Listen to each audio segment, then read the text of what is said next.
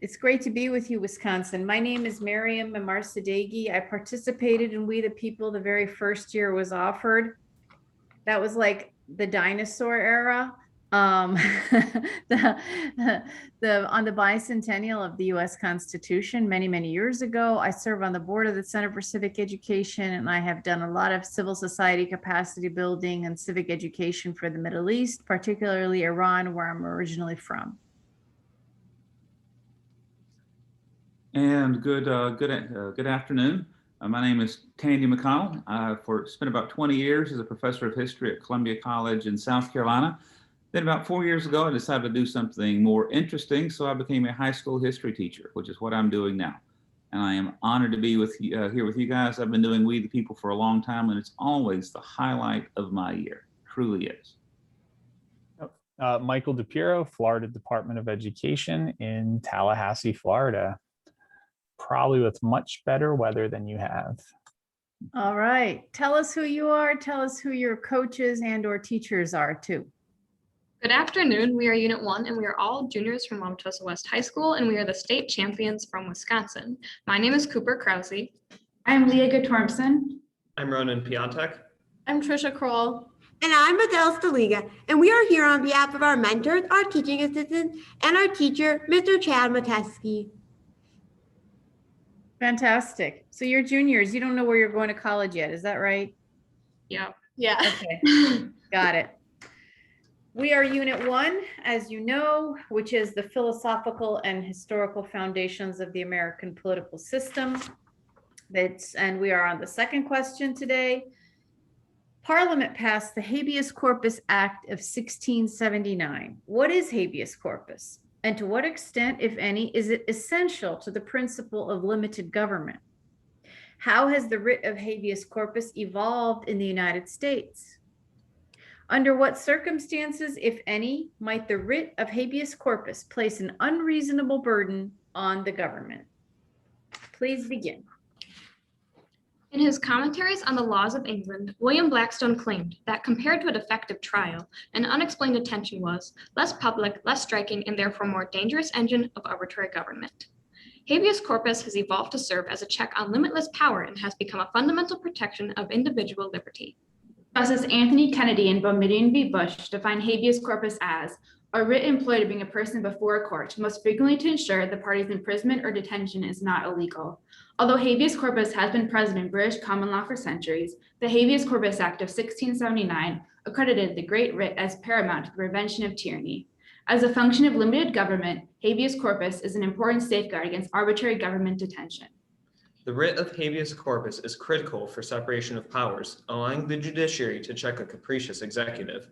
The consequences of the absence of habeas corpus can be seen in Russia, where protests in support of opposition leader Alexei Navalny have led to over 5,000 detentions, some of which have extended beyond their constitutionally permissible 48-hour limit. After inheriting the writ of habeas corpus from England, the United States developed it into protection from unlawful detention, but its application has varied to reflect the circumstances of the time. The significance of habeas corpus in American jurisprudence predates independence, as colonists were transported overseas to be held without being told the reason for their detention, a grievance mentioned in the Bill of Particulars. Since its codification, Article 1, Section 9, Clause 2, federal habeas corpus relief has been expanded in its applicability but limited procedurally. The Judiciary Act of 1789 empowered federal courts to issue writs of habeas corpus, but only to prisoners detained by the federal government, a restriction that remained in place until the Habeas Corpus Act of 1867. Federal supremacy was enforced in Tarbell's case, which forbade state courts from filing writs of habeas corpus on behalf of the federal prisoners. This was in accordance with the standard in U.S. v. Booth that state court cannot contradict the United States government. The Anti-Terrorism and Effective Death Penalty Act of 1996, a response to a perceived abuse of habeas corpus, places several restrictions on the ability to petition for a writ of habeas corpus, including a certificate of appealability as well as a one-year statute of limitations. Justice Stevens, in his opinion for Rasul v. Bush, used centuries-old precedent to determine that the right to petition for a writ of habeas corpus can be exercised in all dominions under the sovereign's control, including overseas military bases. The modern interpretation of habeas corpus has preserved the integrity of the U.S. justice system, but it can arguably pose a burden on the government. Some believe habeas corpus can impose an unreasonable burden on the government when extended to the realms of military detention and immigration. Justice Scalia's dissent in Boumediene asserted that habeas corpus was an implausible remedy for prisoners of war because evidence gathering in a war zone would be unnecessarily difficult. Additionally, the Supreme Court ruled in Department of Homeland Security v. Thurasigiam that writ of habeas corpus was an inappropriate avenue to protest a removal order, as it would add stress to an already backlogged immigration system. Habeas corpus petitions can place a strain on government resources, as the Bureau of Justice Statistics have confirmed a drastic 700% increase in state habeas corpus filings over the past 20 years alone. Yet with only 1.8% of habeas corpus petitions filed in U.S. district courts leading to the release of the petitioner, debates have sparked regarding the status of habeas corpus being the great protector of individual liberties. Thomas Jefferson in 1798 claimed, habeas corpus secures every man here, alien or citizen, against everything which is not law, whatever shape it may assume. Despite its onerous potential, habeas corpus is still essential to continuation of the American belief in protection of individual liberties and against arbitrary government.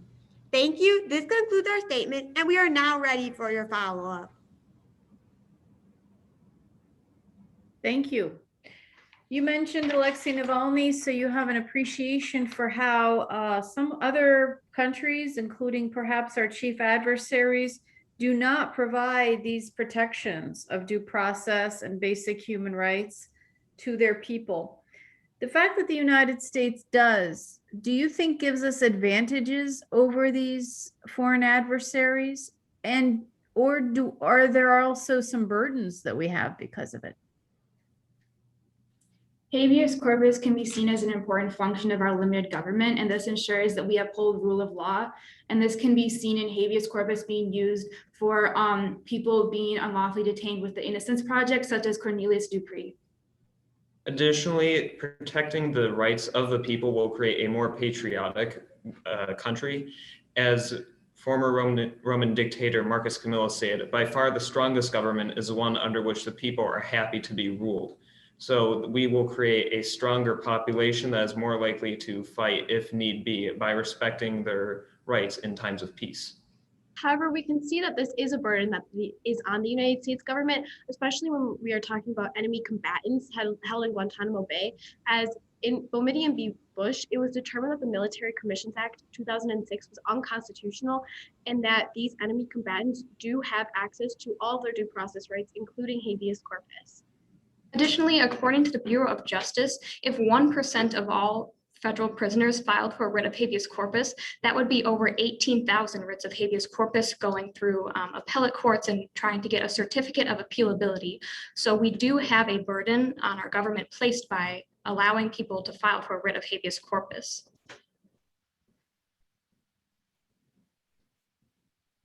Well, let me follow up on that with a few other ideas. Let's go back to the very beginning. What were the circumstances that led to that 1679 parliamentary law? What had happened in England to bring that about? One thing that happened was the king was acting arbitrarily and not respecting the citizens. This can be seen in the case of the 5 knights, also known as Darnell's case, where he unlawfully detained 5 knights because they didn't pay taxes that were forced on them without telling the reason for their detaining. In addition to historical precedent, at the time of the passage of the 1679 bill, England was in the middle of the exclusionary crisis, which was in the Protestant Parliament wanted to constrain the ability of a Catholic king to arbitrarily enact his will upon the Protestant majority. And they gained this behavior, or they gained this perspective through observing Louis IX's rule in France. Although habeas corpus was implied as a protection in the Magna Carta, as seen with Clause 39, which protects due process rights, the Magna Carta was more of a symbolic protection of rights, and therefore habeas corpus was not adequately protected by the government, thus requiring an act to solidify it into higher law. Additionally, going even further back in the Middle Ages, there was no one exact habeas corpus act, but rather numerous different writs that were used to bring cases from inferior tribunals up to the King's Court. So it was easier to create just one significant act that covered all things. So I'm going to frame this around modern times with a constitutional application. And I'll use your state as an example, thinking about the events over the summer in Kenosha and then looking at the events at the Capitol on June 6th. In both situations, regular law enforcement, no writ of habeas corpus suspended. Would these be examples of times where the government would be justified in suspending habeas corpus, or were they right in not doing so? And what might be a time where they should suspend the right? Over the course of U.S. history, the writ of habeas corpus has only been suspended 4 times, and one of these was in 9 South Carolina counties when KKK militia members were depriving Black Americans of their right to vote. So it takes extraordinary circumstances for the writ of habeas corpus to be suspended, notably a prolonged insurrection, which January 6th was not. However, the act that allowed President Grant to suspend habeas corpus in 1871 was called the Exclusionary Act, and it said that it was justifiable to suspend habeas corpus when certain groups of people were infringing on other groups of people's rights and protections as granted into them by the Constitution and further by the Civil War reparation amendments. Hamilton and Federalist 84 said that the writ of habeas corpus could only be suspended if rebellion or invasion, the public safety of the citizens require it. And during the summer, most of the protests were peaceful, so there was no need to suspend the writ of habeas corpus. Additionally, Federalist James Elliott believed that habeas corpus should only be suspended when the salus populi or general welfare required it. And through the Kenosha protests, we did not see that the general welfare of the people was being infringed upon by the protesters. Rather, the protesters were upholding the protection of natural rights for the citizens.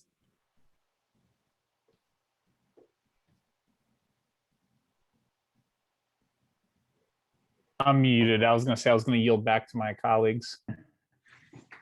Okay. What are you most concerned about in your current life when you think about habeas corpus? What do you think is most concerning in contemporary America or your own lives? Or do you think you're okay? Go ahead.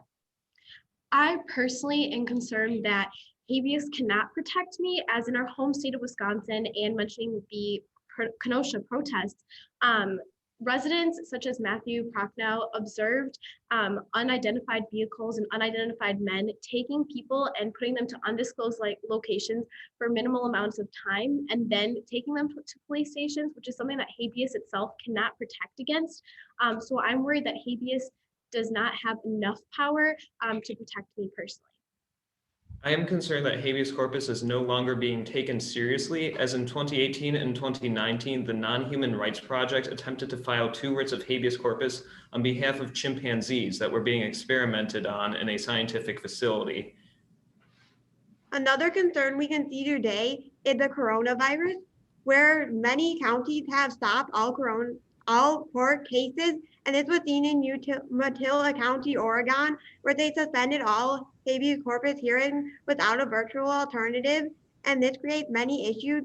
So, however, the issue with virtual things is you don't know what's happening in the background. There could be somebody pointing a gun at one of the detainees. Additionally, I'm concerned that different courts may not view habeas corpus the same. We can see this regarding coronavirus cases, as many prisoners have petitioned for habeas corpus on the grounds that COVID is creating extreme conditions in their imprisonment and is violating their 8th Amendment rights. However, whereas the 7th Circuit Court has decided that these petitions are irrelevant, as habeas corpus can only be petitioned based on the facts and the length of the detention, the 6th Circuit Court has decided otherwise, and that the conditions can affect the legality of the detention. Thank you. Thank you. Thank you. Good job. Congratulations. Okay. I think that we are very pleased, very impressed, grateful to you guys for solid preparedness. You gelled as a team. I love the number system you have because it makes you take really good advantage of time and complete each other's thoughts, support each other's arguments. You're really well prepared, really immersed in the facts, but also able to apply them, and really appreciated your answers. I'm just really glad to know you, glad to meet you today. I wish you a great senior year too.